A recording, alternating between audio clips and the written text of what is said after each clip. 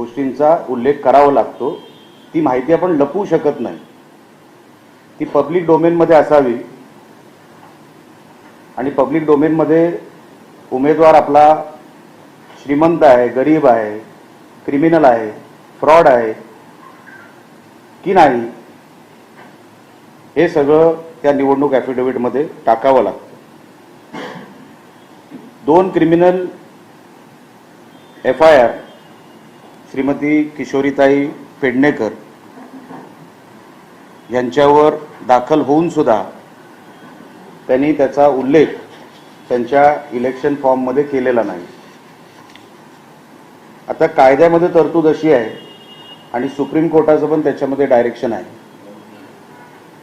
त्यामध्ये कायद्याची तरतूद म्हणजे RPA representation of people's act 125A त्यामध्ये जर कोणी मिसगाइडेड इन्फॉर्मेशन दिली आहे, माहिती लपवायचा प्रयत्न केला आहे, तर सुप्रीम कोर्टाने 2012 मध्ये एक डायरेक्टिव्ह दिलाय। त्या डायरेक्टिव्हमध्ये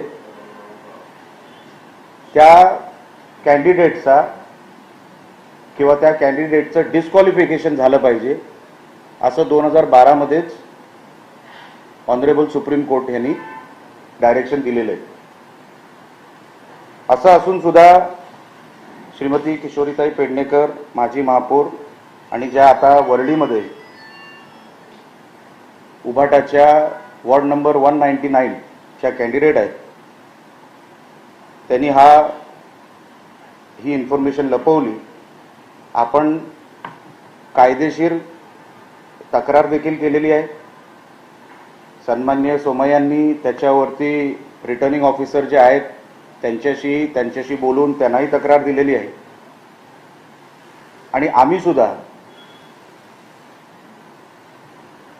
या विषयाचा पाठलाग जर कोर्टामध्ये जावं लागला, सुप्रीम कोर्टापर्यंत जावं लागलं तरी आम्ही ते करणार आहोत। कारण का 101% किशोरीताई ह्या फॉर्मच्या प्रकरणामध्ये डिस्क्वालिफाय होणार, ही काळ्या दगडावरची रेघ आहे। त्यांना आता कोणच वाचू शकत नाही।